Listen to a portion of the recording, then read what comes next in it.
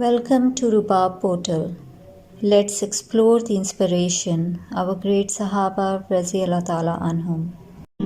A'udhu billahi minash shaitani rajim. Bismillahir Rahim.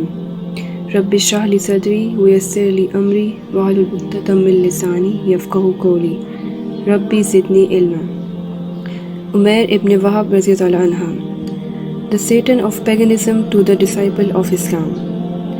Umair ibn Wahab was born in Makkah and was the son of Wahab bin Khalaf.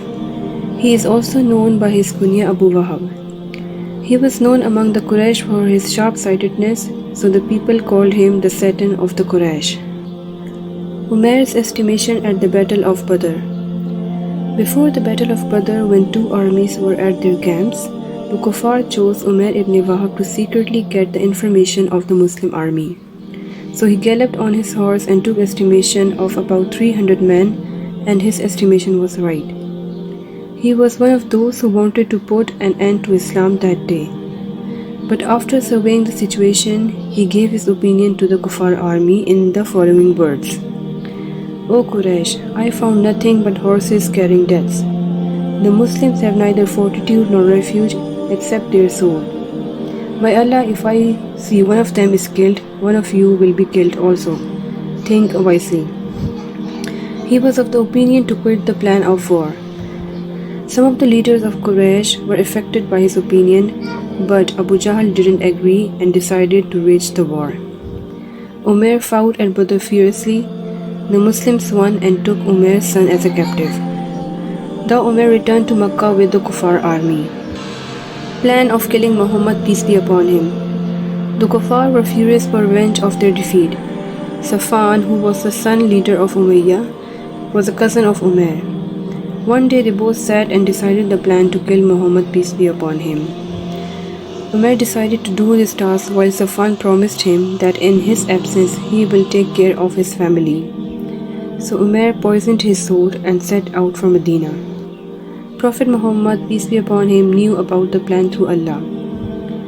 When Umair reached Medina, Hazrat Umar Radiyallahu anha saw him and got very harsh on him. Umair requested to meet the Prophet, peace be upon him, and said he came to free his captive son and he hid his real intentions. When Prophet, peace be upon him, met him and asked him why he came, he tried to trick Rasulullah sallallahu alaihi wasallam, but Prophet, peace be upon him, told him that Umair, you have come to kill me, and Allah revealed this news to me already. Umair accepts Islam. On hearing this, Umair was shocked that how come a secret which only he and Safwan knew is known to Prophet, peace be upon him. His heart filled with faith and he declared Shahada. Subhanallah. He was welcomed and loved by all the Sahaba right afterwards. Spreading Allah's deen. He returned to Makkah to spread the word of Allah. He used to say, by Allah, I sit as a believer in every place where I sat as a polytheist. He started calling people to Islam day and night, openly and secretly. He converted many people to Islam.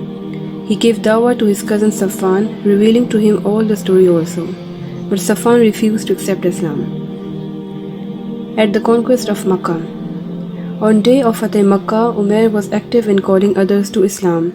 Some people had run away, out of whom was Safwan also, who was fleeing to Yemen. Umair was so concerned for him that he requested Rasulullah sallallahu alaihi wasallam to give Safwan some safety so that he returns to Makkah. The Prophet sallallahu alaihi wasallam gave Umair his turban as a safety. Umair rushed to Safwan when he was about to leave for cruise at the sea and pleaded him to come back.